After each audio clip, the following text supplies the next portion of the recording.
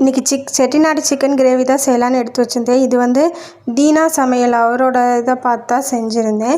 இது செய்கிறதுக்கு ஃபஸ்ட்டு ஒரு பேஸ்ட் மாதிரி அரைச்சிக்கணும். அதை அரைக்கிறதுக்கு கொஞ்சமாக எண்ணெய் ஊற்றிட்டு சோம்பு, மிளகு, பட்டை, கிராம்பு, ஏலக்காய், பிரிஞ்சி இலை, வர கொத்தமல்லி, அப்புறம் வந்து கடல் பாசி, வரமிளகா, தேங்காய் எல்லாத்தையும் போட்டு வதக்கி ஒரு பேஸ்ட் மாதிரி ரெடி பண்ணிக்கணும்.